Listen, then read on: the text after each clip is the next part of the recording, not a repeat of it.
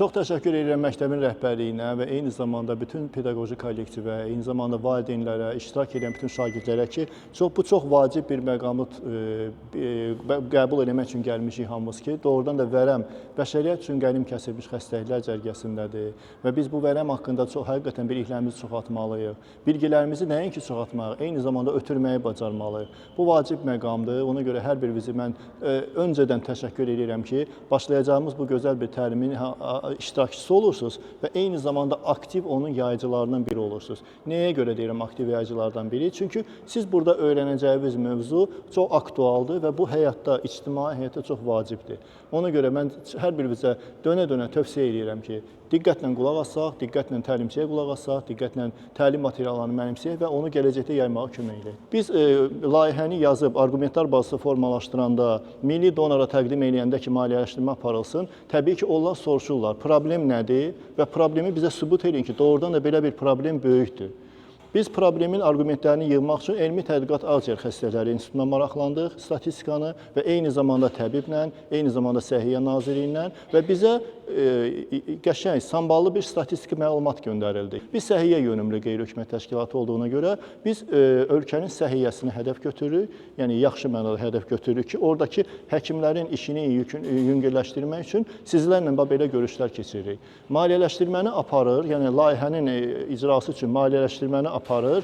Deməli, Azərbaycan Respublikasının qeyri-hökumət təşkilatlarına Dövlət Dəstəyi Agentliyi, bu bizim milli donorumuzdur.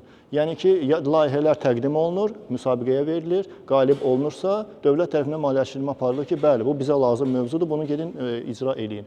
Bax, bu 5 ildir artıq bizim milli donorumuz fəaliyyət göstərir və belə vacib layihələri, bizim layihə kimi, bizim layihədən də vacib olan layihələri var, hamısını bax, belə maliyyələşdirirlər ki, həyata vəsiq alsın. Hal-hazırda sizlə biz nəyə görə vərəmlə danışmağa gəlmişik? İndi burada hamınız savadlı uşaqlarsınız, müəllimlər, valideynlər, hamısı bilirsiniz. Məsələn, sual qoyula bilər ki, vərəmdən də necə deyəm, vacib olan, vərəmdən də qorxulu olan xəstəliklər haqqında eşitmişik. Nəyə görə, məsəl üçün, taundan danışmırsınız, nəyə görə vəbadan danışmırsınız, nəyə görə yatalaq xəstəliyindən danışmırsınız, siz gəlib vərəmdən danışırsınız.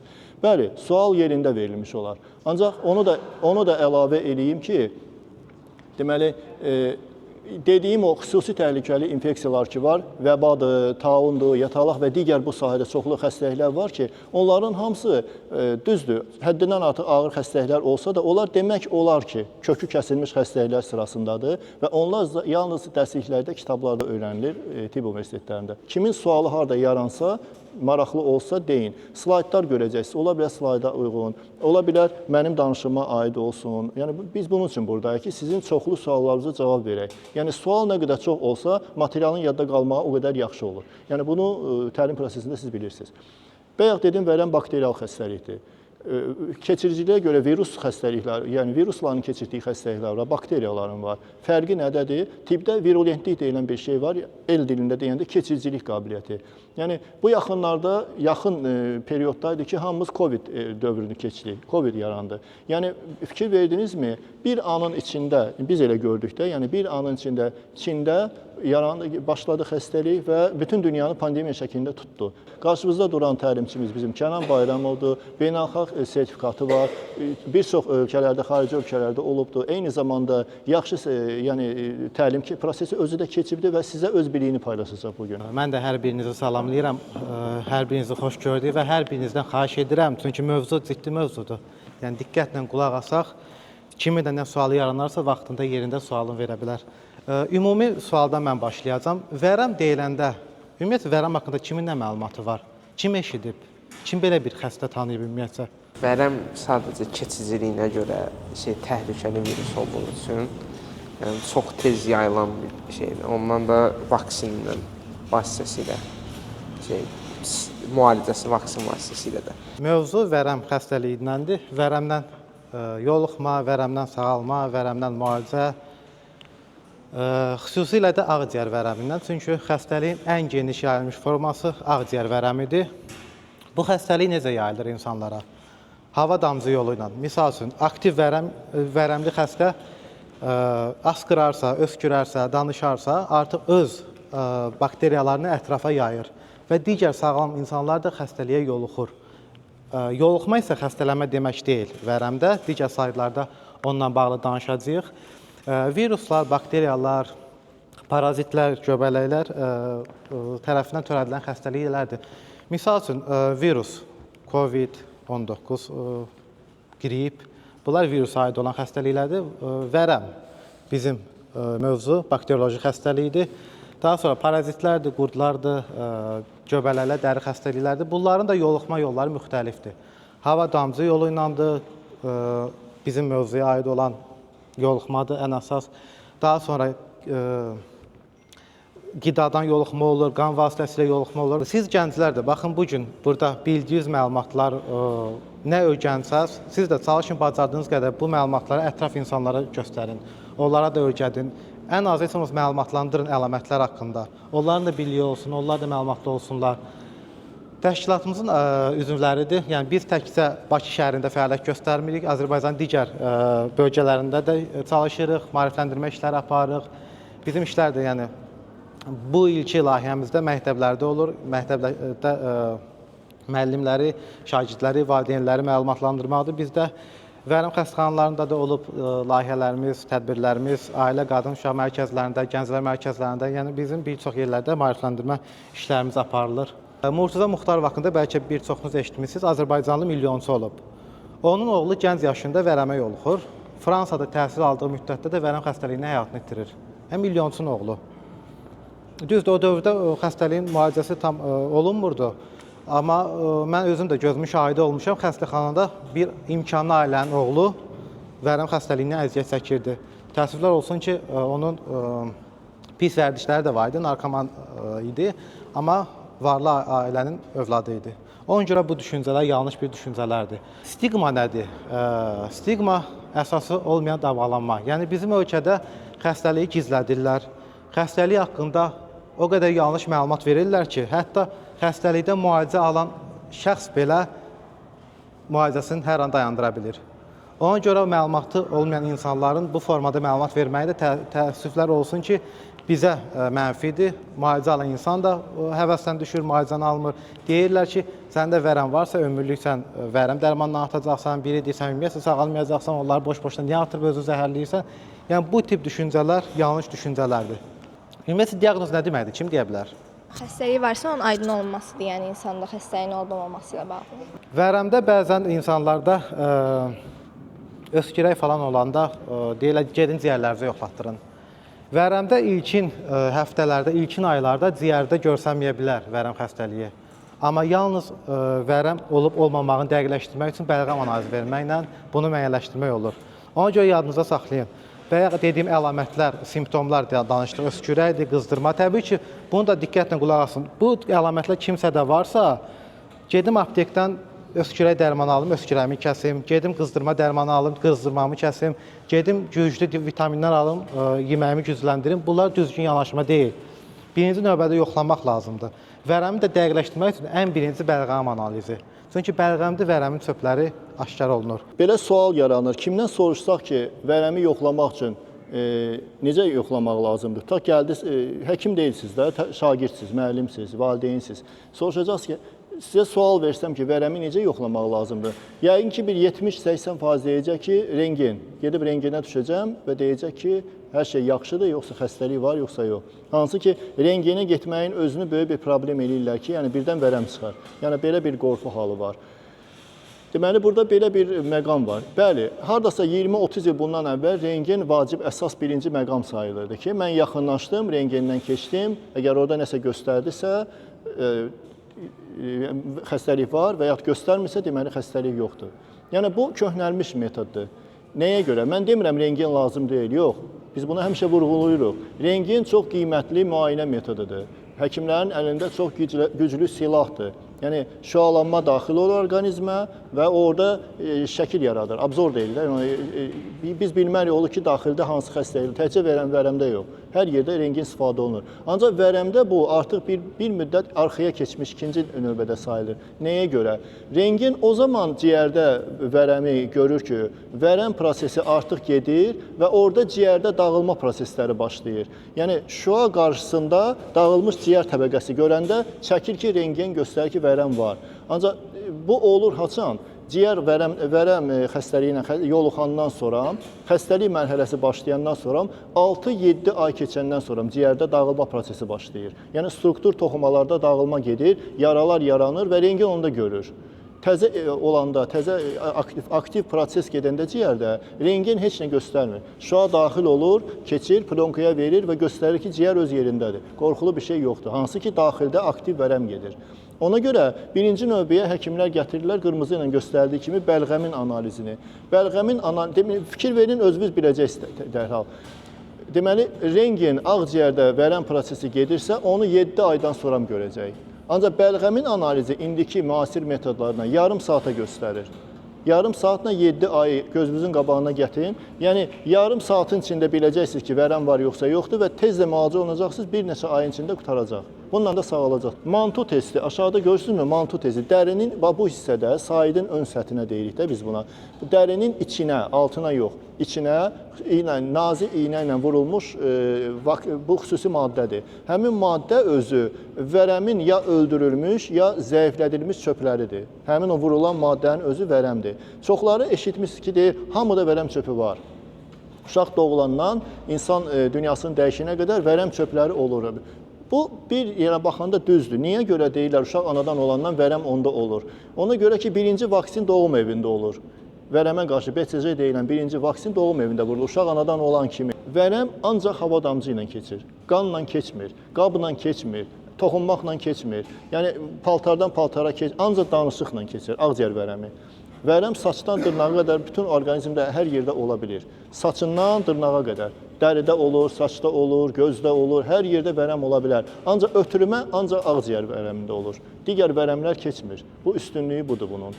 Ağciyər vərəm, məsəl üçün, məndə əgər aktiv ağciyər vərəmi varsa, 20 dəqiqədən sonra burada oturanların hamısı xəstədir. Niyə? Çünki qapalı mühitdir, hava azdır, bayırda deyilik və mən danışıram.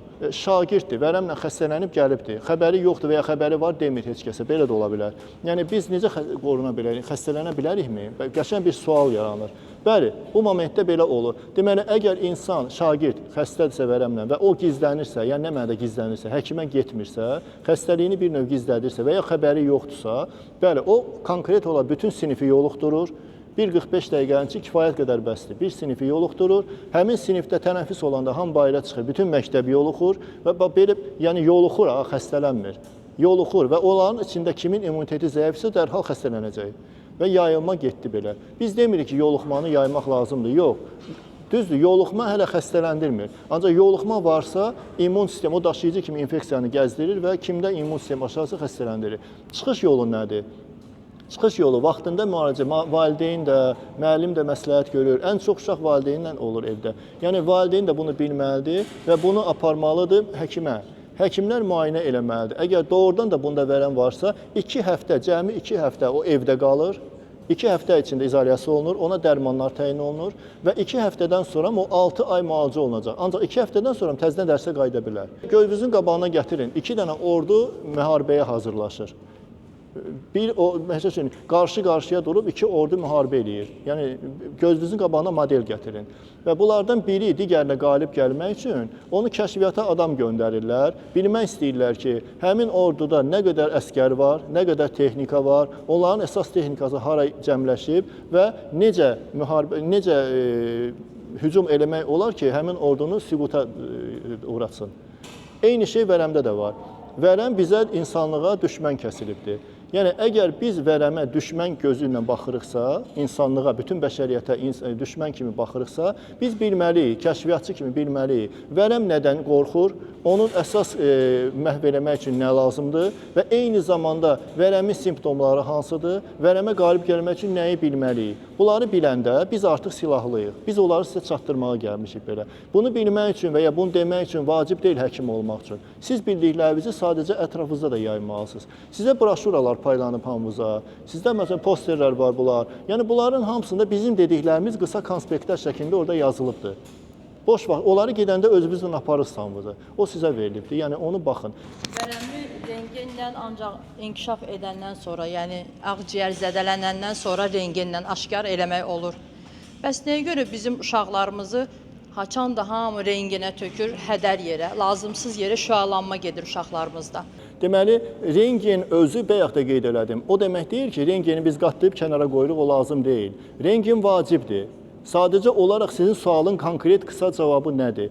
Profilaktik götürüləndə birincisi əvvəla rentgen yox, fluorografiya eləyirlər. Adını biz rentgen deyirik. Yəni məktəb şagirdlərini ən çox aparanda fluorografiya deyirlər. Fərqi nədədir? Rentgen şüaları qədər nüfuz edici deyil. Fluorografiyanın gücü həddindən artıq azdır. Yəni rentgen kimi zəhərlənmir. Bu birinci hissə. İkinci hissə, ildə bir dəfə vacibdir. Nəyə görə? Yəni fluorografiya təkcə rentgen eləyəndə belə deyək də, təkcə ciyəri və vərəmi yoxlamır. Orada ümumiyyətlə orada həkimə lazım olan bəzi parametrləri var. Yəni ciyərdə gedən ağciyər tənəffüs çatışmamazlığı ola bilər. Ən çox yeniyetmə yaşlarında ola bilər.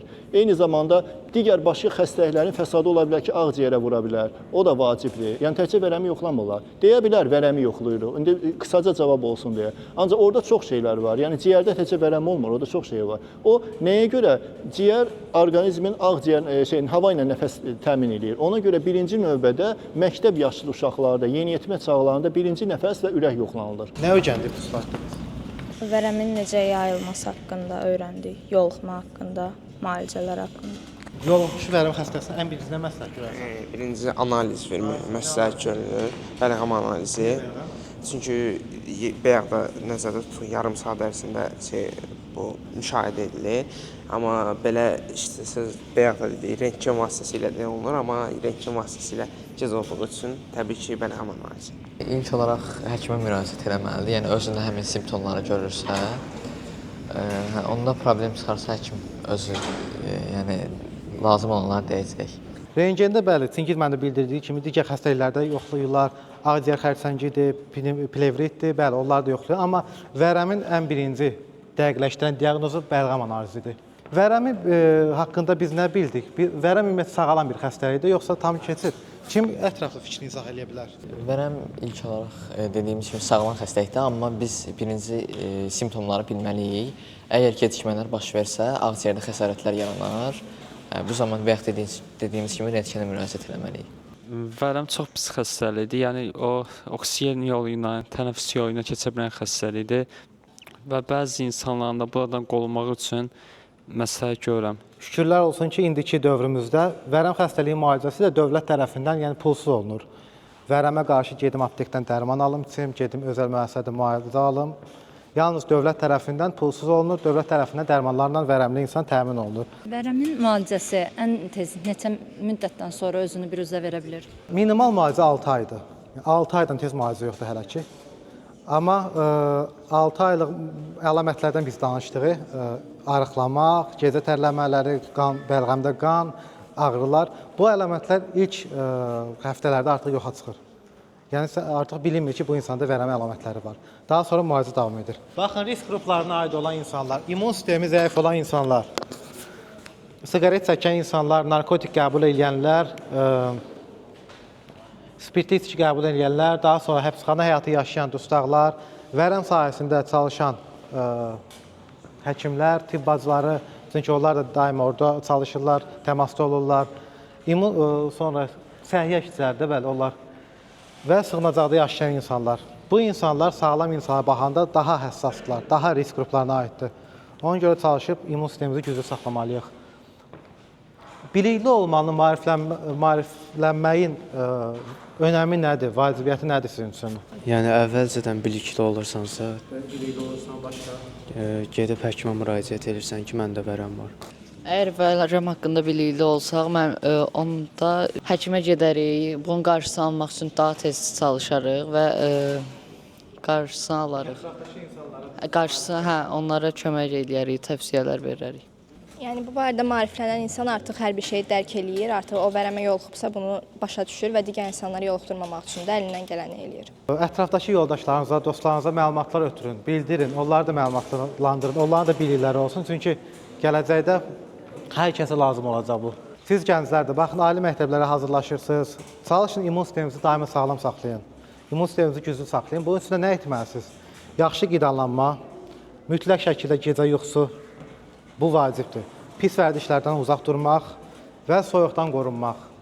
Nəmişlik, soyuq aclıq vərəmin ən əsas yoluxma səbəblərindəndir. Ona görə nəmişlikdən qorunun, soyuqdan qorunun, ac saxlamayın özünüzü günlərinə. Çünki insanın bədəni lazım olan karbohidrat qəbul eləməlidir, protein qəbul eləməlidir. Ona görə riayət edin. Vərəm xəstəliyi haqqında da biz danışdıq, miflərdən, həqiqətlərdən. Bəzən xəstəlik tam sağalmır, xəstəlik varsa ömürlük səndə olacaq. Hətta biz təlimlərimizin, tədbirlərimizin birində də, rayonların birində, indi yadımda qalmır hansı rayonda, orada demişdilər ki, bizə vərəm xəstəsi ümumiyyətlə 30 yaşına qədər evlənə bilməz. Təbii ki, biz ona sual verdik ki, niyə 30 yaşına qədər vərəm xəstəsi evlənə bilməz? Cavab verə bilmədi, dedi, belədir, evlənə bilməz. Səbəb soruşduq. Deyirik, biz xəstəlik tam sağalandısa, niyə elə məlumatlar yayırsınız ətrafınıza? Ona görə bunlar düzgün yanaşma deyil. İnanmayın belə şeylərə. Xəstəlik haqqında öyrəndik, bilikli olduq, maarifləndik. Yoluxma var, xəstələnmə var və sağalma var. Mütləq şəkildə, vaxtında müalicəyə getsək, xəstəlik sağalan xəstəlikdir. Təbii ki, ağırlaşmış forması, ümumiyyətlə tək vərəm yox, digər xəstəliklərin də ağırlaşmış forması çətin sağalır. Ona görə mütləq şəkildə bilik varsa, məlumat varsa, nəticə də sonda görsənəcək. Tam sağalma da olacaq. Gəlib elə bir yekun mərhələyə çatdıq ki, biz bugün təqdimatı da qutardıq, təlimimizi də qutardıq və bizdən nə lazım isə demək, onları yığcam şəkildə sizə başa saldıq. Suallar biz ona görə tez-tez deyirik. Əvvəldə də mən demişdim, təlimçi də deyir. Sualları ona görə deyirik, kimin nə sualı var. Həmişə suallarla materiallar, öyrənilmiş materiallar, necə deyim, təkmilləşir.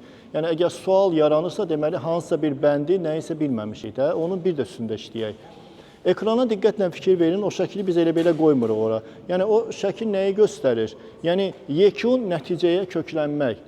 Yekun nəticəyə köklənəndə qələbə həmişə sizinlə olur. Dəxli yoxdur bu müalicədə, dəxli yoxdur təhsildə və ictimai həyatda və yaxud da adicə həyat şəraitində. Əgər hamınız müasir gənclərsiniz, hamınız savadlı uşaqlarsınız, yəni bilirsiniz ki, qarşıya qoyulmuş məqsədə getməyin müxtəlif yolları var. Yəni, sadəcə olaraq bir cümlə ilə bunu belə deyim ki, məqsədi birinci düz seçmək lazımdır. Əgər məsəl üçün abituriyent səviyyəsindəsə yuxarı siniflər, ali məktəbə qəbul olmaq istəyirsə, bunun üçün məqsəd necə qoyulur? Yaxşı məktəbdəki materialı yaxşı mənimsəmək, müəllim yanına getmək əlavələrə və bilikləri möhkəmləndirmək və nəticə alacaq sonda. Və yaxud gəlin ikinci prizmadan baxaq. Özünə arxayındır, heç bir təhsilə, yəni nə mənada özünə arxayındır, yəni bildiyi qədər arxayındır və ondan sonra müəllim yanına da getmir, təkrara da yol vermir, ancaq nəticə görmək istəyir. Bu çox 1000% ola bilər ki, həqiqətən nəticə göstərsin. Əksəriyyətdə bu olmayacaq nəticə. Müalicə də belədir, yəni vərəmdə də belədir, istənilən xəstəliyin də müalicəsində belədir. Biz gəldik, çatdıq bizim elə bir ki, təlimimizin sonuna. Öz növbəmdə hər birinizə təşəkkür edirəm. Hörmətli valideynlər, çox sağ olun, gəldi iştirak elədiniz. Uşaqlar, müəllimlər, hamınız çox sağ olun. Gözəl bir məktəb, gözəl bir auditoriya, gözəl bir söhbətimiz getdi. Əgər siz YouTube kanalında yazsanız, vərəmsiz gələcəyə doğru, bunu qeyd eləsəz ora YouTube kanalında, siz düşəcəksiniz bizim kanala və o biri məktəblərdə də biz necə aparmışıq bu tədbirləri, eləcə də öz məktəbinizi də orada görəcəksiniz.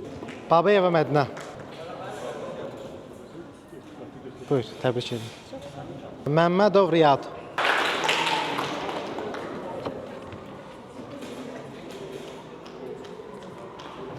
Təbrik edin, Riyad, buyur. Babazadə Mirnağı.